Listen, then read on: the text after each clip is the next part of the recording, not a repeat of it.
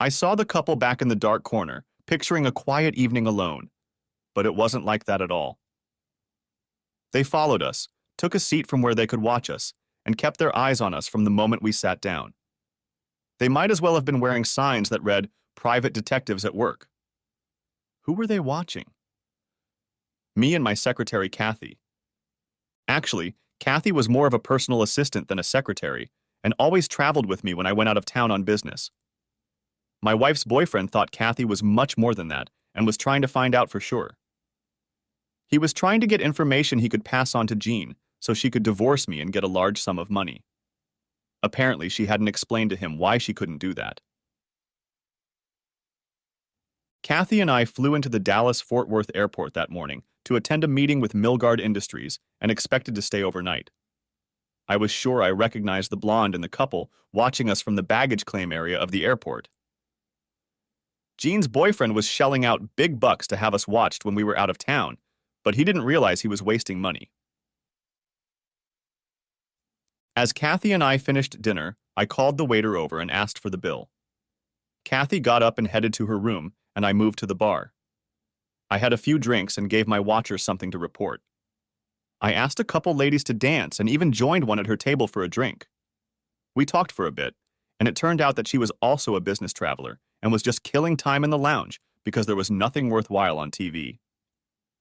She made it clear that she wasn't here to get laid, which was fine with me because that wasn't why I was here either. I danced with her 2 more times and then headed to my room. There, I pulled a small black box out of my suitcase, turned it on, and walked around the room with it. It was a device I had gotten from a friend who owned a security company. It picked up electrical and wireless signals, a bug finder, so to speak.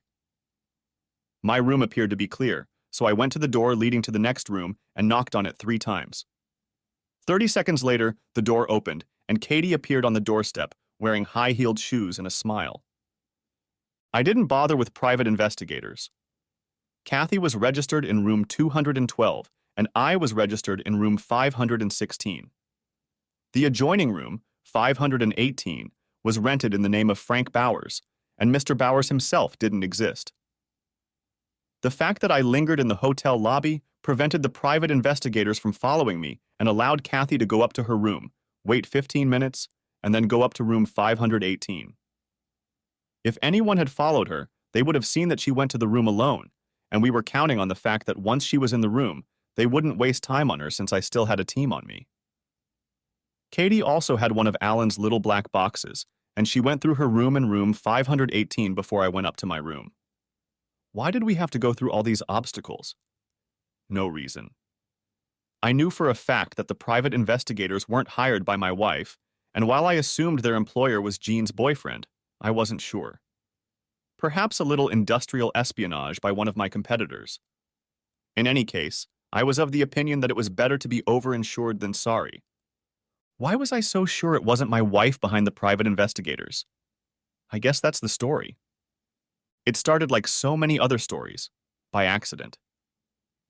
I finished my breakfast, kissed Jean goodbye, and headed off to work. Jean called out to me and said, "Don't forget we're having dinner with Pat and Andy tonight, so try to get home early. I made arrangements for Mom to pick up the kids for the night." As I entered the garage, I pushed the button to activate the garage door opener mechanism, and the door opened. I got in my car, drove out of the garage and down the driveway. Once outside, I reached out and pressed the button on the remote garage door opener, but the door did not close.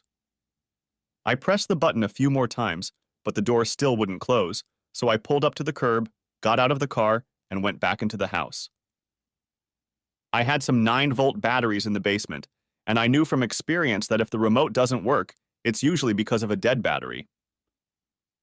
I walked across the garage to the door to the house, and as I opened it, I heard Jean laugh and say, "The big fool is gone. Do you have time to stop by for a minute before you have to go to work? Are we still on for dinner tonight? Good. I like sitting with you, Frank and Pat, knowing we just served them another meal. Okay, love. See you in 15. And then I heard a click as the phone receiver was tucked back into the stand. My initial impulse was to rush over to Jean and get into an altercation with him about what I had just heard, but a little voice in my head said, Hold on, Hoss. You better find out all you can before you get into her shit. I quietly closed the door, got in my car, and drove to work. I didn't have to park at the end of the block to see who was coming in 15 minutes. From what I overheard, it had to be Andy. Andy was the husband of Jean's best friend, Pat. All the way to work, I pondered the situation while the big goon worked out a plan of action. First of all, I needed to gather more information, and I knew how to get it. As soon as I got to the office, I called Alan Audette of Audette Security Services. Alan and I had grown up together, and he was the closest friend I had ever had. My father provided Alan with the money to start the company when Alan was discharged from the Army. In the Army, Alan had served in the ASA, Army Security Agency, and had learned a lot of things that he thought would be useful to him in civilian life. He told me about his ideas, and I persuaded his father to help him. When I got Alan on the phone, I told him what I had just learned and what I wanted to do, and he said, "No problem. Get her out of the house and don't let her go for about 2 hours. We're having dinner with Pat and Andy tonight. We'll probably go to Duke's Steakhouse, and it'll be at least 3 hours before we get home. I'll swing by and get the key. And Frank? I'm sorry, kid. I always thought you and Jean looked great together." I thought so too, Alan. I thought so too. My problem will be keeping myself from climbing over the table after Andy and grabbing him by the throat. There'll still be time for that, buddy. Just play it cool. Earn yourself an Oscar tonight. Yeah, I thought as I hung up the phone. Much easier said than done. I grabbed a pen and notepad and outlined a plan of action. First, I needed to get more information, and I'd already taken care of that by calling Alan. Next was to protect assets, and that included protecting my credit history. At some point, I would have to do something about the credit cards that both Jean and I were on. I would have to get another safe deposit box in my name only and move some things, like certificates of deposit, from the box that both Jean and I had access to. I wouldn't touch the checking account, but I would close the savings account and transfer the money there. We would end up splitting most of our personal assets equally, but my largest asset could not be touched. When we married, Jean had to sign an ironclad prenuptial agreement that precluded her from getting a piece of the family company. My great-grandfather founded the company and passed it on to my grandfather, who in turn passed it on to my father. The company was private and would eventually pass to me. It was the intention of my great-grandfather, my grandfather, and my father that the company was always to remain in the hands of the family, which is why Jean had to sign a prenuptial agreement. The third clause consisted of one word: revenge. I didn't bother to list anything in this paragraph. I had time to think about it, but it would be a draconian decision. I promised myself it would be. It would indeed be draconian. I was putting my list away when Kathy came in and reminded me that I had a lunch appointment with John Crossfire of Crossfire Manufacturing. "Do you want me to go with you?" "I think so. Take good notes. Crossfire could be a good acquisition for us." I had to admit that I liked women. I was totally loyal to Jean, but I liked looking at beautiful women, so I hired a lot of them. When Kathy showed up for her interview, she was hired as soon as she walked in the door. I didn't care if she could type or even write. She was a walking dream, and I wanted her in my office where I could look at her all day long. Fortunately, Katie could do everything, and she quickly became my right hand. After 2 years of working with me, I had no doubt that Kathy could step into my shoes and take over my job if the need arose. I smiled to myself, thinking that she could easily take Jean's place and take over her duties. Kathy was the only girl who could have tempted me to cheat on Jean, but thankfully, cooler heads prevailed. At least until now. I quickly put the thought out of my mind. Just because Jean was a whore didn't mean I had to behave the same way. I got my business done and left work a half hour early, just like Jean had asked. When I got home, I was greeted with a kiss, and Jean was already dressed and ready to go out. I thought about the fact that I was to perform at the dinner that evening, and it put me in mind of Jean's performance. She played the role of loving wife to perfection. I had no idea that she thought I was a big dumbass, and it didn't show in any way in the bedroom. Our love life was great. I didn't notice any loss of love or affection, and that brought up another thought. How many times had I followed Andy to Jean? How many times had she given me careless seconds? And would I be able to do it with her knowing what I knew now? I'd have to if I didn't want her to start thinking I might know something. I needed things to look normal until I got the information I needed. Dinner went the same way as the dozens of other times the four of us had gotten together, only this time the big dummy knew what Andy and Jean were doing. That changed things up a bit. Now I was looking for the subtle signs I knew there had to be. As usual, Jean was sitting next to me in the booth, and Pat and Andy were on the other side, with Andy sitting across from Jean. Out of the corner of my eye, I noticed Jean's leg shake slightly, and at the same time a smirk flashed across Andy's face. I wondered if Jean's leg was playing fetch with Andy's, or maybe it was above and in his crotch. It was something I never would have noticed if I hadn't overheard the phone conversation. After dinner, we went to the Black Hole for a drink and some dancing. Andy danced with Jean, and they were discreet, probably because Pat and I were there. I danced with Pat, and as I hugged her, I wondered if she had any idea that Andy was cheating on her. If she did, I'm willing to bet she didn't even think about the fact that it might be with her best friend. Jean and Pat have been best friends since they met in second grade, and I wondered how Jean could stab Pat in the back. It would be interesting to see what Pat would do when she found out about Jean and Andy, and she will. I'll keep an eye out for that. When I got to the office this morning, I got a call from Kathy saying that Alan had called and that he would like me to call him as soon as I got there. "We got the bonus last night," Alan said when I picked up the phone. There was a charging cell phone on the kitchen counter, and since I know you're never without yours, I assumed it was Jean's. I put a bug in it, so now her cell phone, your home phones, and her car are all under control. I need to show you where the hidden camera switch is in the master bedroom so you can have privacy when you're there. Are they checked? Of course they are, you slimy alpha male. Did you catch these? Oh yes. They're wireless, activated by motion and sound. They send a signal to the remote, which in turn sends it to the machines in my store. If something happens at your house, you'll have everything under control. Thanks, Alan. No problem, buddy. Glad I could help. If nothing earth-shattering happens, why don't we plan to have lunch every Friday so you can bring me up to speed? Will do. We'll talk later. Bye. The rest of the week flew by, and I diligently portrayed myself as a loving husband. On Friday, I met Alan for lunch. Nothing earth-shaking, buddy, he said, handing me an envelope with the evidence collected so far. Even as we speak, she's having lunch in your bedroom with that asshole. From what we've gathered, it looks like this has been going on for years.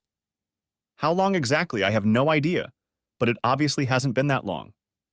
Maybe something on the discs will work, and you'll find out how long it's been going on. On the positive side, they didn't plot your death, although they did plan a divorce for both of them. There are no specifics yet, but it sounds like they're waiting for something financial to happen. They won't get anything from me. I have an ironclad prenup that spells out the most important things. I don't know, buddy. Maybe it'll come out in the next couple weeks. They're sure they've got it all worked out, and neither you nor his wife have a clue about anything, even though you did give her a bad time during your alpha male night. When she spoke to him the next day, she told him what had happened and said she was worried that you might suspect something. He convinced her that it was all about you being an insecure husband who wanted to assert himself. Have you decided what you're going to do yet? Not yet. I need a hell of a lot of information before I make a decision. I want you to keep gathering information, but is there any way you can arrange it so I can get it without having to wait until Friday lunches? No problem. I can give you the footage from the cameras in the house, but not the information from the phone and car bugs. Do you need it at home or at the office? In the office. I don't want to risk her finding anything that will let her know I know what she's up to. Alan slid a small box toward me. These are bugs to put in her purse. If she's like most women, she has one or two favorites that she always uses. I went back to the office and, since I had a clear schedule, went down to the conference room, got the audio-visual cart, and pulled it over to my office. The cart had a large screen TV and the necessary equipment to play tapes, CDs, and DVDs. I told Kathy that I didn't want to be disturbed unless it was a catastrophic emergency and made myself comfortable to watch the discs Alan had given me. There wasn't much of interest in the phone conversations, other than Jean's concerns about my performance as the alpha male. It mostly boiled down to scheduling appointment times and exchanging phrases like, "I miss you," and "I can't wait to see you again." The visuals were uninspiring. The only thing I expected to see, but didn't, was being trashed. Hearing myself called a big dummy in an overheard conversation. From this week's batch, I learned nothing about why or when they started. The weekend passed without entertainment, as Jean, the kids, and I slept in a tent on the lake. On Monday, I was too busy to check the camera footage at the house, and on Tuesday, I went on a quick day trip that didn't allow me to check on what Jean was doing. Wednesday, I checked the camera from time to time but didn't catch anything. Andy was selling real estate and could leave his office and visit Jean whenever he wanted, and I couldn't sit at the computer all day. Thursday, I managed to catch them finishing work and getting dressed, but to find out what they talked about, I'd have to wait until Friday lunch with Alan. Jean wanted to do it Thursday night, and I concluded that she liked giving me Andy's leftovers. When I had lunch with Alan, he told me that the week had been pretty boring. They met on Tuesday, as I'd anticipated, and of course the day before. "How long do you want to keep going? You've already had enough time to burn it off." "I guess so. But I'm hoping to get some information that will give me an idea of when and why they started dating, and I'm curious as to what financial matters they're waiting on before divorcing. Let's wait a couple more weeks, and if we don't have anything by then, I'll be done with it." Jean wanted to do it that night, and I began to notice a pattern. She wanted to do it on the nights she spent the day with Andy. On Saturday, she told me she was going shopping for clothes and asked if I would mind watching the kids. I didn't mind, of course, and we had a fun day together. Jean got home around 7 with a bunch of bags and packages, so I guess she did do some shopping, but she wanted to make love that evening, and that told me she didn't spend all her time shopping. Since I'd found out about her and Andy, I hadn't made any attempt to start dancing with Jean. I was just following her lead. I wondered if she would notice it sooner or later, and if she did, if it would make her think twice.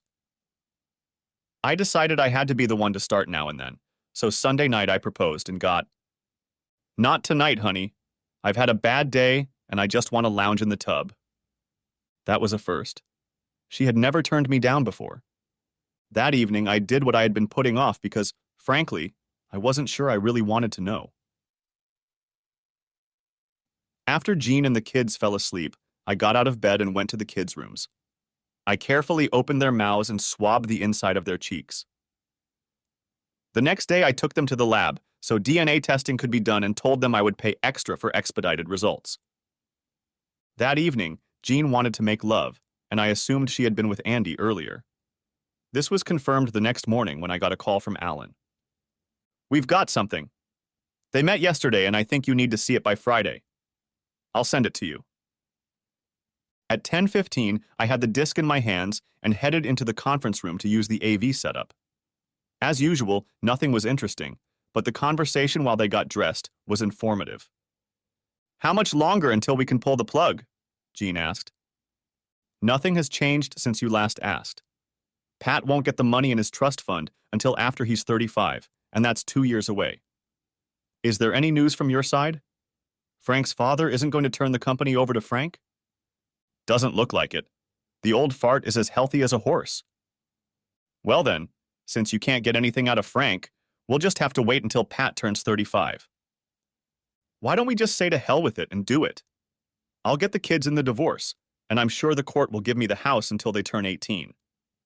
I'll get a good chunk of alimony and half of our assets, and that's a lot. I'm not walking away from the chance to get half of Pat's $5 million. There's only 2 years left, 19 months actually, and we've already waited 6 years, so why 2 more? We've been lucky, and I'm just afraid that luck won't last. I want to end things on my terms, not Frank's. So cross your fingers and hope Frank's father retires in the next couple months. Under the prenup, you won't get any stake in the company, But once Frank gets control of it, his net worth will increase, and your half of the assets could double. I still think we should do it now. You worry too much, love. We'll be fine. I turned the phone off and heard, "You poor thing." I turned around and saw Katie standing there. "Sorry, boss. Didn't mean to intrude, but the door wasn't locked, and I needed to remind you about your afternoon meeting with Gilmer at Apex Products." "How long have you worked there?" "Almost since the beginning. You were looking so engrossed you probably didn't hear me come in. When I saw you watching, I should have left quietly, but I couldn't look away." "How long have you known each other?" "A lot longer than I'd like. That stays between us, doesn't it?" "You know me, boss. You know I've got your back. What are you going to do?" "I'm not sure yet. I need some more information before I make a decision." "Anything I can do, just let me know, okay?" "Thanks, Kathy." As I pulled out the CD, the rudiments of a plan began to form in my head. There were problems with it, but if I could solve them, it could work out. A week passed, and on Thursday I stopped by the lab to see if they had the results of the DNA tests, and they did. According to the tests, the babies were mine. This changed the plan I had been working on, and the information gave me the push I needed to spring into action. I was going to attack through the back door if I succeeded. I would sink them, and they wouldn't even know I did it. The hardest part was making arrangements with Pat so Andy and Jean wouldn't find out. The only way to do that was to catch Pat alone. Fortunately, I had a way to do that. Pat was a middle manager at a company we did business with, and I would call on them from time to time. I usually stopped by Pat's office and offered to take her to lunch. I hated doing this to her, but she needed to know what kind of asshole she was married to, and she needed to know about his plan to screw her over. I arrived at Milford Manufacturing at 11:15 and talked to Marv, the purchasing agent, and then stopped by to see Pat. "Got time for lunch?" "With you?" "Anytime."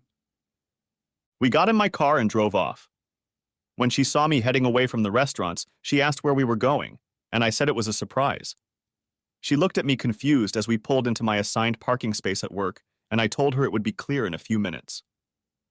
I led her into the conference room, telling Kathy that we were not to be disturbed for any reason. I closed the door and said, "I hate to do this to you, and you may never want to talk to me again, but it has to be done." "Why wouldn't I want to talk to you again?" "They used to kill the messenger who brought bad news." "Bad news?" "The worst. Absolutely bad." I inserted the CD into the audio-visual device and pressed the play button. The screen lit up, and Pat saw Andy entertaining her best friend. She stood stunned, then said, "This is some kind of joke, isn't it?" I shook my head. "No." I removed the disc and inserted another and said, "I have 3 weeks of this garbage, and I probably wouldn't have let you know about it until I decided what I was going to do. But yesterday it happened, and I felt you needed to know so you could decide what to do." I pulled out the CD that was playing and inserted the one Alan had handed me. She looked it over and then said, "That miserable son of a bitch. That rotten, two-faced scumbag sucking bastard. And that bitch, I would die for her." And then she broke down and started sobbing. I took her in my arms and tried to comfort her even though I knew it was impossible. I had just shattered her world and I knew exactly how she felt. "This sucks, honey, and I know it. But now the question is, what are we going to do about it?" "And what are you going to do?" "I was thinking about doing nothing and just letting it go until the kids turn 18. If I divorce that cheating whore, she'll get the kids, and I'll be a part-time dad, and your asshole husband will live with them and be a big influence on their growing up. Once I heard their plan for you, I had to rethink everything. I had to let you know about it while you still had time to do something about it." "What do you mean?" "You have almost 2 years before you get the trust. I don't know what's on your mind. You may love that worthless bastard and want to fight for him for all I know. But the fact that I showed you that disc gives you enough time to divorce him before you get your money. So, like I said, you have time to do something about it. If I divorce him, then Jean will step in, and you can no longer pretend you don't know what's going on. That means you'll get divorced and lose your children. Maybe, but then again, maybe not. What does that mean? If you don't use the materials I've already gathered, Gene won't find out what I know. We can put a private investigator on Andy and use what he finds out. I know that Gene leaves the house on weekends to go shopping and that she's meeting Andy. The next time they do, the detective will come out on them and we can use his material to get to Andy. You can spit in Jean's eye and then tell her you're not going to tell me because you don't want to hurt me or the kids. That way I can hold my material until I'm ready to burn her. Of course, that might not work. She might just say, "Screw Frank, I want to get rid of him anyway." I just don't. It's bullshit. She could come running to me, confess, beg me to forgive her and tell me a bunch of lies about how she never meant to do it, and so on and so forth. If she did that, I'd probably pretend to forgive her, at least until the kids were old enough to leave home. I just don't know. It's impossible to predict what will happen. I don't know how long I would have sat around if I hadn't found out what Andy had planned for you. How did you even get onto them? I told her about the overheard phone conversation and what I did when I heard it. She shook her head in disgust and said, "I wish I knew how long this has been going on. I have one recording that says 6 years. I just want to know how long that two-faced bitch has been pretending to be my best friend while stabbing me in the back." She looked at her watch and said she had to get back to work. On the way, she told me she was going to contact a private investigator and that she would be in touch, and I told her that if I had any more information, I would make sure it got to her. For the next 3 weeks, things remained the same. On 2 weekends, Jean asked me to watch the kids while she went shopping, and on both nights, she wanted to take over. Only twice in those 3 weeks did we do it when she hadn't been with Andy earlier in the day, and both times because I insisted on it. Both times I said she really didn't want to, and both times I said, "I guess I'll have to go back into alpha male mode," and she gave in. At the end of that 3-week week, I got a call from Pat. "I have everything I need to pursue Andy. You were right. They were meeting on weekends, and while my private investigator didn't get any footage from their motel bedroom, he did get pictures of them holding hands, hugging and kissing, going in and out of motel rooms together. He did get some good shots through your living room windows, though. I'm going to see my lawyer this afternoon, and hopefully I'll get a subpoena from him in a couple days. I'll call you and let you know when. You should have some pretty interesting audio when that happens." That conversation prompted my next steps. That night at dinner, I told Jean that we needed to start looking at our finances. Because of the bad economy, the company is having to take some steps to survive. My paycheck has been cut by a little over a third, so we're going to have to start pinching pennies and watching what we spend. We're going to have to cut back on some of our spending. I talked to the bank this morning about taking out a second home loan to help us get by. I don't know how long this pay cut will last, and it may be a while before it's over.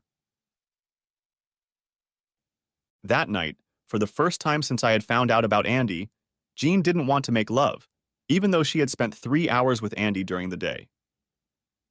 2 days passed and I got a call from Pat. It was D-Day. I asked my friend to call Andy and make an appointment to discuss the sale of her house, so at 3 o'clock he'll be there and then he'll be served. Also at 3 I will stop by your house to pay the whore a surprise visit. I'm going to make her an offer she'd better not refuse. If she accepts it, you can hold out for a while longer. I called Alan, told him what was going on, and informed him that I would be staying late at the office and wanted him to relay to me whatever he came across after 3 calls. It was Thursday, and I could have waited until Friday afternoon, but I didn't feel like waiting. I could watch Pat's visit live, but I wanted to hear the phone conversations that would take place after Andy was served. At 3 o'clock, I sat at my computer monitor and watched Jean fiddling with cleaning around the house. The doorbell rang and she went to the door, opened it, and smiled when she saw Pat standing there. The smile disappeared when Pat slapped her so hard that Jean backed up and almost fell over. Pat walked into the house and screamed, "You worthless two-faced cunt! How can you pretend to be my best friend while having fun with my husband and not even try to deny it? I've had a private investigator on Andy for 2 weeks now, and I've taped both of your Saturday visits to the motel, as well as the 6 times he's been here. You really should close the curtains or blinds if you're going to entertain in your living room. It would prevent my detective from taking pictures. It goes without saying that you're dead to me, and when I leave here, I don't want to hear your voice or see your face anymore. By all rights, I should hang you out to dry, but apparently I think more of your husband and children than you do, so I'm going to give you one chance not to ruin your husband's and children's lives. When you talk to that worthless piece of shit I'm married to, you better convince him not to fight for the divorce. If you don't convince him and he does fight, I'll make sure Frank gets a copy of everything I have. She looked at Jean for a few seconds, then said, I still can't believe you did this to me, and turned and walked away. Jean rushed to the window and watched Pat get into her car and drive out of the driveway.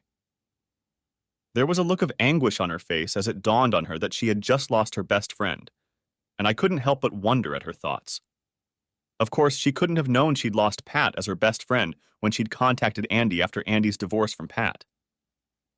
If she was going to be upset about losing her friendship with Pat, why had she started playing around with Andy in the first place?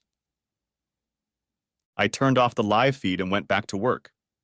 If I kept watching, I would only hear her version of all the phone conversations she might have had. I would just wait until I could hear both sides. The wait didn't take long. At 4:40, Alan called and said he had something good and would send it over right away. 20 minutes later, I was already listening to Jean and her lover. Hello? It's me. We have a problem. I know. You know? Pat was here half an hour ago. She knows about us. I know. I just got served with divorce papers and a restraining order. I think you should get ready to meet Frank because I'm sure she'll tell him everything. Maybe she won't. After she hit me, she said she wouldn't tell Frank if I could convince you not to fight the divorce. How can I fight her? She's got everything cold. Pictures and everything. I don't. All I know is that she told me that if I convince you not to fight, she won't tell Frank. I'm not going to fight, especially when I know I can't win. So I guess you're safe. Since Pat told you the truth. Why would she lie? Woman scorned and all. Maybe to lull you into a false sense of security, so it'll be a big shock to you when Frank hits you with it. Either way, it changes everything. How? Now we don't have to wait for her to get her trust fund. Now we need to focus on getting you to get as much out of Frank as possible. That might not be so easy. Right now, according to Rob, we're in financial trouble. The economy is so bad that the company has cut Frank's paycheck by a third, and he's talking to the bank about refinancing the house to keep things going. What are we going to do? I don't know. I was counting on what I could get from Pat and what you could get from Frank to help us. I don't have a backup plan. I can barely take care of myself on what I make at the agency. The economy has really killed the real estate market. I guess you'll have to live with Frank until the economy improves or until I figure something out. I'll call you later. Will I see you tomorrow? I don't know. Now that I don't have Pat's income to supplement mine, I'm going to have to work a lot harder trying to get listings and sell houses. I won't be able to be free during the day like I used to be. We'll work something out. Just give me some time to figure it out. I smiled as I turned off the disc. Time for the next step. One of the things I had learned from Alan was that he had met and befriended some pretty shady individuals in his business. By shady, I meant that some of them weren't legitimate and weren't over the edge, and some of them were willing to do almost anything if the money was right. I called Alan and told him what I needed, and he said it was doable and that he would get back to me. 2 hours later, he called me back with a name and phone number. 3 hours later, in the back room of a bar on the east side of town, the deal was done, and I left the place $2,000 poorer. I called Pat on my cell phone, gave her a heads up, and headed home. When I got home, knowing that Jean hadn't seen Andy that day, I insisted on having fun and got what I usually got on days when she wasn't having fun with her lover. Not today, Frank. I've had a really bad day. You know, Jean, lately I'm getting tired of hearing that from you every time I want to get down to it. I'll tell you what. Keep it and let it grow. I don't care. I grabbed a pillow off the bed and headed to my home office to sleep on the leather couch. I'd be back in the bedroom the next night, But the fun with Jean was over. She'd have to beg me before I'd have her again. But I wasn't going to be without her. No, sir. I wasn't going to give up. The next morning on my way to work, I stopped and bought one of those alternative newspapers. You know the kind. I was going to make a list of escort services, check out a few of them, and see if I could make a deal with any of them. I was making the list when the phone rang. It was my father, and he asked me to go up to his office. I went up to the 4th floor and entered his large corner office. Myrna, his secretary, waved me in. I was surprised to find my mom in the office with him. Are you ready to try your hand at running a company? Why? What's the matter? Your mom and I decided to go on a 3-week cruise, and depending on how things go, it could be 5 or 6 weeks, or maybe longer. You were left in charge when I took a week's vacation, but that was more of a concern than managing things. This time, you'll be doing everything yourself. Make all the decisions, putting out all the fires. Do you agree? When do I start?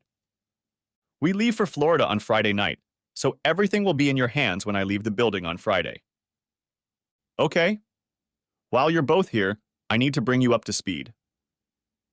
I told them about Jean's situation and the fact that I had lied to her about taking a pay cut and possibly even having to take a bigger pay cut. Whenever she's around any of you, I need you to back me up on how much the economy is hurting the company. But the company is doing well. I know, but I'm trying to make her think she won't come out of the divorce with a big loss. The divorce will cost me the kids, and I don't want that. I'm going to try to keep us together until the kids are old enough to choose which parent they want to stay with, or until they're old enough to live on their own. We'll help in any way we can, my father said. I can't believe Jean would do this, my mom said. I always thought well of her. Who will be in charge of your department while you run the company? I think I'll give Kathy a chance. Do you think that's wise? She hasn't had much work. Well, the hell with her. I told you you'd be in charge, so I'm not going to interfere. When I returned to my office, Kathy followed me in.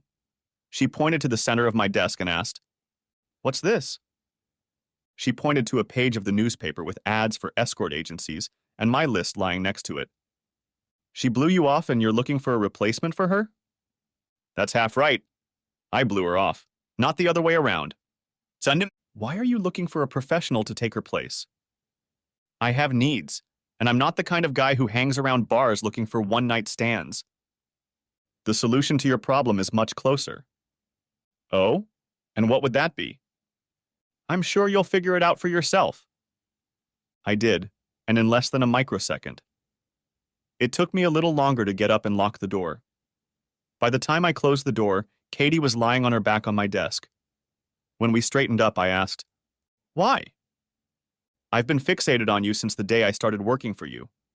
I wanted you so bad I could have screamed, but you were happily married, and I'm not a homewrecker. Things stayed that way with unrequited love until the day I saw the CD you were watching. Since then, I've just been waiting for my chance, waiting for a chance to make my desires known, and today, that paper on your desk gave it to me. Perhaps you should get a couch for your office, since your desk isn't very comfortable. Do you mean to say that this isn't just a one-time deal? I certainly hope not. Do you see yourself as the next Mrs. Englewood? No, at least not yet. I think we're a hell of a match, but outside of work and our interactions here, I don't know anything about you or myself. Based on what just happened, I'd say we're sexually compatible, but there's more to the relationship than that. I'm interested to see if there's more to it. Don't get your hopes up. It may take me a while to get rid of the first Mrs. Englewood, about 10 years. Right now I'm thinking about staying married to that bitch until my kids are grown. I don't want to lose them in a divorce. 10 years? That should be enough time for us to see if we're compatible. When can we do it again? I don't think we'll want to make it a habit here at work, and I'll need to settle a few things before we can do it elsewhere. Besides, you might be too busy for us to get together again for a while. Why would that be? Because this Friday at 4 o'clock in the afternoon, you'll be taking over this department. And I went on to explain what was going to happen. Do you really think I can handle that? I wouldn't have given you a chance if I thought you couldn't handle it. If you do as well as I think you'll get a full-time job when my father finally decides to retire and I move on to a higher position. Damn, I never expected something like this to happen. Won't that piss off the people who think they should have gotten the job? Probably, but so what? They may think they should have gotten the job based on seniority or whatever, but the simple fact is that no one in the department has what it takes to do the job. If you have any problems, deal with them, and I'll support you. She was quiet for a few moments, then said, "You've never been to my apartment. Would you like to come in and see my etchings?" "You have etchings?" She just smiled, and I said, "How about we look at them tomorrow? Maybe we can leave work early so I have more time to look at them." "You got it, boss." When I got home, Jean had already made dinner, but we hardly spoke to each other. It was mostly the kids at the table talking, telling us how their day at school was going. After dinner, I helped Marianne with her homework and then spent some time in the basement workshop working with Jamie on the model aircraft carrier he was building. After the kids went to bed, I spent an hour in my home office studying some contracts I had brought home for review. When I got there, Jean was already in bed, and after pulling the covers over me, I rolled over and stood with my back to her. This must have gotten her attention because even on the nights we didn't do it, I always had my arms around her. I knew she wouldn't initiate sex because Andy hadn't stopped by her place that day. If everything went according to plan, it would be a long time before she would try to initiate sex, especially if she needed Andy to entertain her to do so. As for me, I was never going to try to initiate anything. The next day, Katie and I left work an hour early and went to her apartment. She lied to me. She didn't have the etchings, but she had time to show me some things, and those things kept me occupied until 8 o'clock, and then I had to go home. I called Jean and told her I'd be working late and not to expect me for dinner. When I got home, I played with the kids until it was time for them to go to bed, and then watched TV for about an hour before heading to bed. It was the same again as the night before. No hugging, and although I hadn't watched any live TV from home that day, it was obvious that Andy hadn't come over as Jean made no attempt to start anything. At 10 the next morning, I got a call from Pat. "Thank you, Frank. I'm relieved of my heart." "Of course, I have no idea what you're talking about, but you're always welcome." "Give me a call. Maybe we can have dinner some night." "I'd love to. I'll be in touch." Alan called half an hour later and said simply, "It's all set." "I know. I just got a call from his wife." "She probably got a call from the hospital." "I'd like to ask, but I think I'll wait until I hear about it through normal channels. I don't want to appear to know too much and too soon." "Nonsense. It may take a few weeks. Looks like he got mugged and decided to put up a fight. Bad move on his part. 2 shattered knees, a broken elbow, a broken nose, and a couple missing teeth. And from what I hear, whoever mugged him hit him in the crotch so hard he's probably going to lose at least 1 testicle." "Oh dear, that's a shame." "Yeah, right." When I got home that evening, at dinner, I said, "I talked to Pat today." Jean's face lost some of its color, and I continued. "I stopped by Milford to talk to the purchasing agent, and while I was there, I took Pat out to dinner. I also asked her if she and Andy wanted to come over for a barbecue on Sunday. Why didn't you tell me she kicked him out?" She was silent for a moment, then said, "I thought I did tell you. I must have been doing something else and missed it. I can't believe it. Why would Andy cheat on a woman like Pat? She's smart, witty, and good-looking. I'd be interested to see what he thinks could be better." Anyway, I invited her over and told her we'd cheer her up, but she declined. Strange. She has never, at least in my memory, declined our invitations. She must be in a very bad way if she did that. Did she give you any clue as to who the other woman was? No. She was too upset to talk about it. Oh well, it will come out sooner or later. After dinner, I played Monopoly with the kids until it was time for them to go to bed, and then I read for a while before heading to bed. I was already in bed when Jean joined me and snuggled up next to me. I rolled off to the side and turned my back to her, muttering good night. In the morning, I told Jean that Eldridge from TPM would be in town for contract negotiations, and I'd probably take him out to lunch so he wouldn't be looking for me late. There was no Eldridge, of course, and I invited Kathy to dinner. Then we had dessert, lots of dessert, at her apartment. It was Friday. I met Alan for lunch, and he gave me one CD. There's not much on it. A dozen phone calls from home and her cell phone to that asshole? She wanted to know when he was coming over, and he kept putting it off. The last 2 days she couldn't reach him at all, and of course we know why. She called the real estate office half a dozen times, and all she was told was that he wasn't home. She's tried calling his cell phone, but of course he doesn't answer. Now she knows why. I told her at breakfast that I heard he was in the hospital and hurt really bad. I told her that Pat must have gotten to the husband of the woman Andy was having fun with, and the woman's husband started stalking Andy.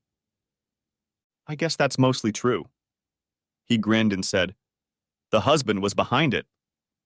We both laughed, and Alan asked, "So what now?" "That's up to Jean.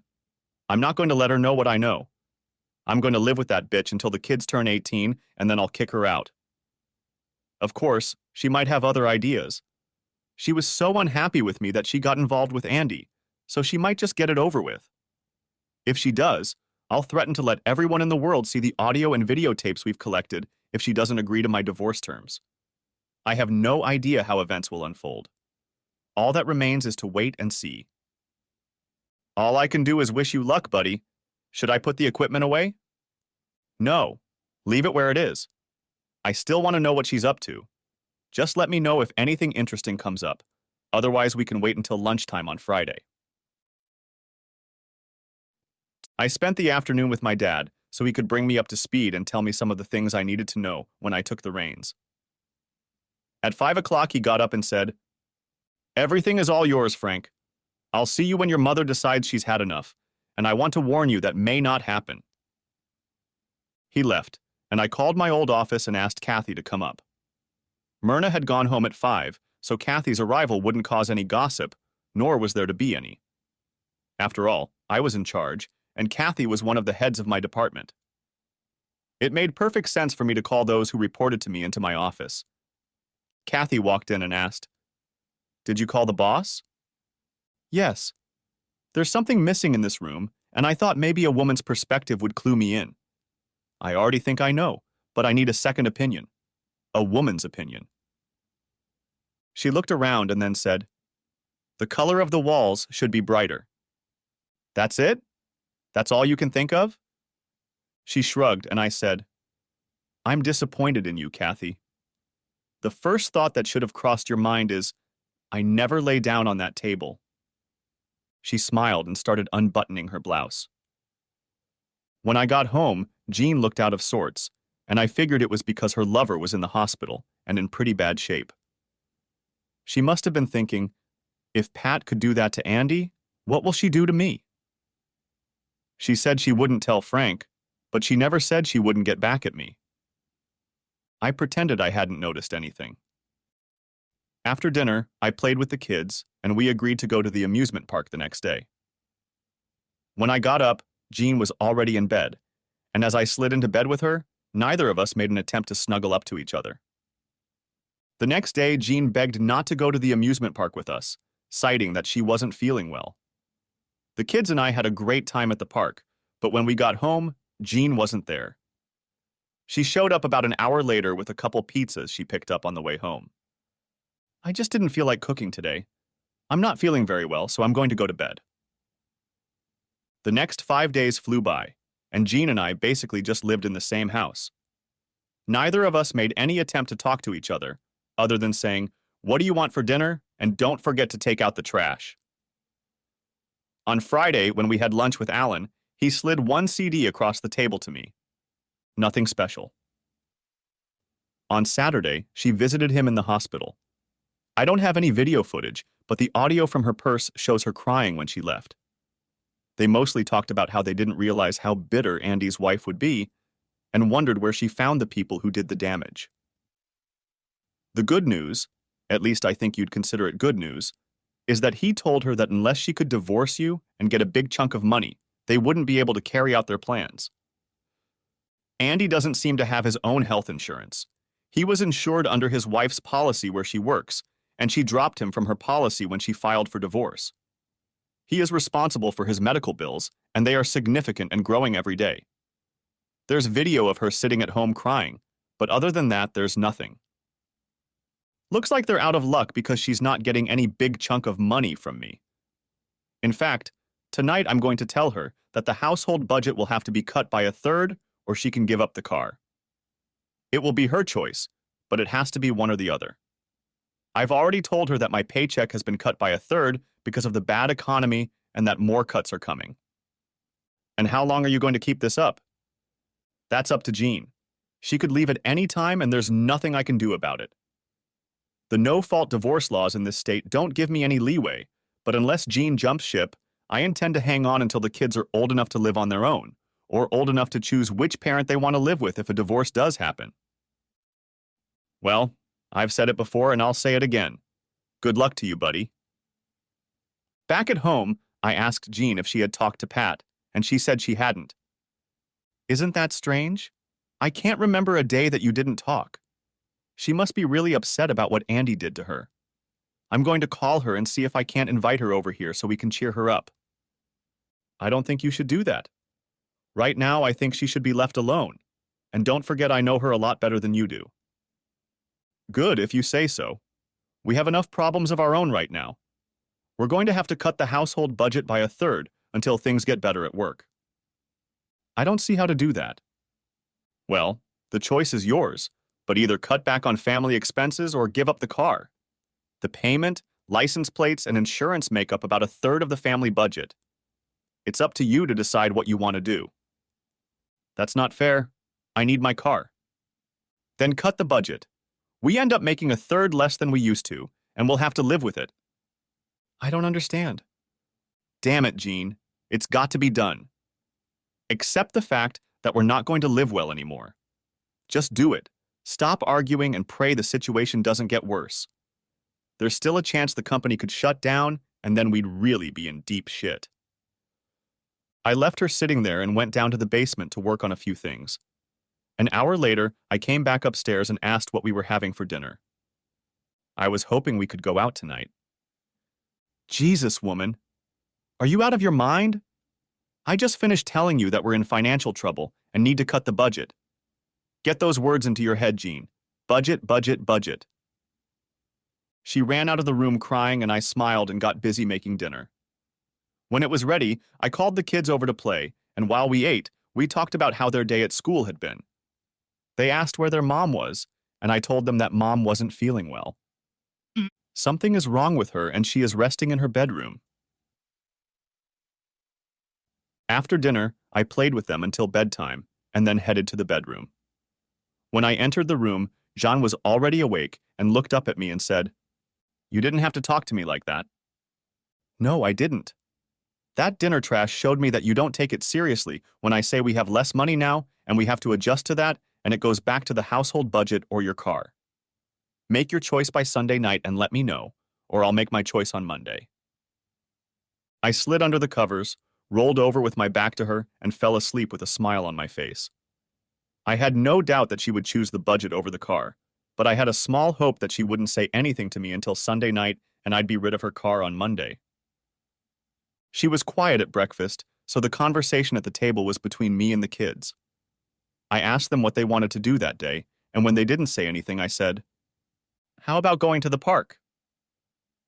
Jean, thinking that by park I meant an amusement park, spoke up and said, "I thought we had to pay into the budget." That gave me the opportunity to throw another punch at her. The park is free, Jean. You don't have to pay to use the swings, slide, or jungle gym. I spent the afternoon at the park with the kids, and then we came home and I did yard work until dinner. Dinner went smoothly. The kids were tired, and Jean apparently had nothing to say. After dinner, I watched a little TV until I felt ready to go to bed. Jean was already there and asleep or pretending to be, which was fine with me. Sunday morning, I said I needed to go to the office and go through the books to see if there was any way to cut our expenses and stay competitive. An hour later, I was already drowning in Kathy, and she was pleading with me to do my best, and I was certainly trying. That night, Jean gave me the answer I was waiting for. She would keep her car and work on cutting the budget. She was calm toward me, and I guessed she wasn't thrilled that I had called her dead, and I accepted that. As long as she was calm towards me, she wouldn't try to do it, and I wouldn't have to make excuses why I couldn't or wouldn't do it. Monday morning, I went to the bank and opened a new account in my name only.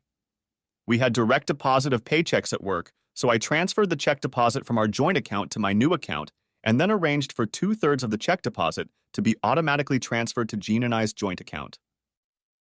In the afternoon, Kathy and I attended a meeting at the Hilton with representatives of Matheson Manufacturing, and after the meeting, we went upstairs and spent a very pleasant hour before returning to work. Just before I left work, I got a call from Alan. "I have something you need to hear right now. Can you stop by on your way home?" "I'm on my way. I'll see you in 10. When I arrived at his store, he led me into his office and told me to have a seat. Everything I have is from her purse device. She came to see him on Saturday and yesterday, but their conversations mostly consisted of him pressuring her for money and her telling him she couldn't do it because of your pay cut and the fact that you put her on a budget. Today, she saw him again, and the conversation took a different turn. You wouldn't believe it. He pushed some buttons on his desk, and from the speakers on the couch behind him, I heard, "We have another option." How much did he insure his life for? About $1 million. He has a $500,000 policy that he pays for and another $500,000 policy from work. Is either of them double indemnity? I think both of them. So in case of accidental death, you get $2 million? I think about that. So we need him to have a fatal accident. And how do we do that? We'll have to think about it a bit, but I'm sure if we both think about it, we can come up with something. I don't even know where to start. Think about it, and something will come to mind. Maybe nothing viable, but maybe your idea will trigger something in my mind, or something you think of will work with something I think of. Alan turned it off and said, "I'll give you a copy so you can listen to the whole conversation later, but I felt like you needed to hear this part right now." I sat in silence for a while and then said, "This changes everything. The Russians had something the KGB called wet work, and right now I'd really like to know someone who could do that sort of thing." Alan stared at me for a few seconds, then picked up a pen, wrote something on a piece of paper, and held it out to me across the table. I read it and looked at him in surprise, and he stared back at me with no expression on his face. On the notepad was written, $20,000 each. I reached out, took the pen, scribbled each, and wrote Andy. Then I handed the notebook back to him and said, "Go." He smiled and said, "Consider it done." That night back home, I had a hard time acting normal around Jean. At dinner, the kids and I mostly talked about how the day had gone. After dinner, I helped them with their homework, then we watched their favorite DVD, The Lion King, and when it was over, it was time for them to go to bed. Jean was lying in bed waiting for me. There was a time when the sight would have made me rip off my clothes and pounce on her with rapture. But I just stared at her, lay down in bed, and slid under the covers. I rolled over onto my side with my back turned to her and closed my eyes. After about 5 minutes, she got off the bed, and after a couple more minutes, she got back into bed, climbed under the covers, and we fell asleep. I didn't sleep very well and got up early. I managed to get dressed and leave before Jean even woke up. I had breakfast at IHOP and then headed to the office. Around 10 o'clock, I called Pat and asked her to meet me for lunch. Over taco salad, I told her I was going to tell Jean what I knew about her and Andy. "I know you don't care about her anymore, but I thought I should let you know." "You're right. I don't care. But what about you trying to keep your kids?" "I think I can keep them. Jean likes her lifestyle too much to give it up, especially since Andy won't be able to do much for her. She could stay and be a mom, but that would mean separate bedrooms and pretending to be a faithful and loving wife in public. I think she'll settle for that. I have a cudgel I can use on her if she doesn't agree." "Oh? What's that?" "All the video and audio tapes of her and Andy that I have. She'll play my game or the whole world will see what a slut she really is. How's your divorce going? He's not fighting it, so the divorce should be final in about 3 months. I wished her well and went back to work. I called Jean and told her I had to work late and not to hold dinner for me, and after work I took Kathy out to dinner and we ended up going to her place for dessert. I got home at midnight and Jean was already asleep in bed. I got up again and was out of the house before Jean woke up. When I got home that night, Jean was all in tears, and I found out the reason for that the next morning when I got a call from Alan. I just wanted to let you know that I found out about the death of your wife's friend's husband yesterday afternoon. I was told that someone, probably one of the nurses, didn't let the air out of the needle when changing one of his IVs. The air bubble got into his heart and it just stopped beating. Some people have bad luck. You might want to let your wife know about this so she can call a friend and offer support. I will.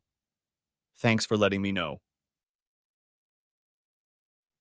When I got home that evening, Jean was not in a good mood at all. I got home half an hour later than usual, and when I walked in, she said, "Couldn't you have called me and warned me you were going to be late?" The tone of her voice was just what I needed to realize what I was about to do. You don't have to snap at me. I've had just about enough of you. After the kids go to bed, you and I are going to sit down and have a little talk to clear some things up. I stepped away from her to wash the dishes for dinner and left her standing there with a stunned expression on her face. 10 minutes after I put the kids to bed, I told her to meet me in the living room. When I walked in, she was sitting on the leather couch and I took a chair at the table. First of all, I know why you and Pat aren't talking, and I know who Andy was entertaining her with. I saw surprise and then anger flash across her face, and I was sure I'd gotten it right. Pat didn't snitch on you. She said she wouldn't tell me if you talked Andy out of resisting the divorce. She didn't tell me, I told her. And having said that, I pressed the play button on the VCR, and Jean saw for the first time the material I had been collecting. I let her watch for a few minutes, and then fast-forwarded to where they were talking about Pat's trust fund. It was seeing this that I told Pat about you and Andy, and showed her this footage. Why I sat on it and did nothing about it is none of your business. All that matters is that I have now decided to act. You have 3 choices and 3 choices only. 1, you pack up and leave and I file for divorce, with you getting nothing and me getting custody of the kids. The second one is you stay here and be a mother to the kids and a housekeeper for me. You'll move all your stuff into the guest bedroom. To friends and family, we will continue to appear as a loving couple, but there will be no, I repeat, no sexual contact between us. The third option is, you can say, "Screw you, Frank, I'm taking the kids, and I'm going to fight to get what I can out of you. If you go that route, I'll take this little snippet to the police." And I pressed the play button again, so she could listen to herself discussing my impending accidental death with her lover. It's called conspiracy to commit murder, and in this state you face up to 25 years in prison. While you're in jail, I'll divorce you, get custody of the kids, and they'll be grown and out before you ever see them again. It's your choice, and I need your answer before I leave for work in the morning. One last thing. Tomorrow, you're going to go to the hospital and tell Andy that when he's discharged, he better catch the first plane, train, or bus out of town because I'm coming to get him. If you care about him as much as you think you do, it might help you decide on the first or second option, because the third one will put him in a jail cell next to you. I can't. You can't what? Tell him. He died in the hospital. When? Late last night. Damn shame. I was looking forward to him going back to the hospital when he was discharged. You know what upset me the most? Not you goddamn Andy, although that really pissed me off, but the fact that when he suggested my death, you didn't say, "We can't do that," or "I won't be a part of anything like that." You just said yes. Get out of here and move to the guest room, and don't forget I want an answer by the time I leave for work in the morning. She got up and left, and I pulled the CD out of the turntable and put it in my briefcase, which I carried upstairs and into the bedroom. I slid the dresser in to block the door so I wouldn't be visited in the middle of the night while I was sleeping, and then I got into bed and fell soundly asleep. In the morning, I found Jean sitting in the kitchen with red eyes. I poured myself a cup of coffee and said, "How was it?" "What?" And what's your answer? You already know and don't pretend you don't know. I can't give up my kids and I don't want to go to jail. Good. We'll discuss the details when I get home tonight. Don't hold up dinner because I'll be working late. Keep one thing in mind. It should be obvious to you that I'm watching you. At the first sign, however slight, that you plan to take the kids and run away, I will bring the hammer down on you. Understood? Yes. I'd had a great day at work, and of course my staying late at work was a euphemism for spending time at Kathy's apartment. I got home around 9 and found Jean watching TV. I just looked at her, said kitchen, walked to my room and put my briefcase on the table. When I got to the kitchen, Jean was sitting at the table. I sat down across from her and said, "The rules are simple. You will continue to be the mother you've always been. You'll keep the house in order like you always have, and you'll act normal when I'm around the kids. When we go out or get together with friends and family, you'll play the role of attentive and loving wife. The excuse for our separate bedrooms will be that I snore so loudly you can't sleep. As for your life, I leave that up to you, but you will never bring another man into this house. Whatever you do, you must see to it that it doesn't become public and lead to my humiliation. This should not be a problem for you as you have had plenty of practice. You've managed to keep me and Pat in the dark for over 6 years. Follow these rules and nothing will change for you. You will still have credit cards, access to a checking account and a car. The only change is you will no longer have a loving husband, but that doesn't matter because you didn't need one anyway. Any questions? Just one. How long? Until the kids are 18 or on their own. And then what? Who knows? That's 10 years away, and a lot can change by then. You can also take the first option anytime you want. I'll even tone it down a bit. I'll give you $5,000 for every year you last, and if you last at least 5 years, I'll give you a new car to drive away in. That was 7 years ago, and things have worked out just fine. To all observers, Jean is a devoted wife and mother. She's had a few boyfriends, but she's kept them in the shadows, and I doubt any of our friends and family know about it. Except my parents, of course. I told them about her affair with Andy and my current relationship with her, but I never told them about how I talked her into agreeing to a relationship. Her current boyfriend is serious enough to put a private investigator on me, but how serious she is about him, I don't know, and I'm not going to ask. My father has announced that he will retire next year and turn the company over to me. When that happens, I can make some changes. Maybe release Jean and allow her to visit the house. Another option I'm leaning toward is a house on 5 acres with a guest cottage next to the 4-car garage. I could buy it, quietly divorce Jean, and let her live in the cottage so she could be close to the kids. I think Kathy would like that. She hasn't said anything yet, but I know she'd like a more permanent relationship, and for that matter, so would I. Well, we'll see in a year. The end.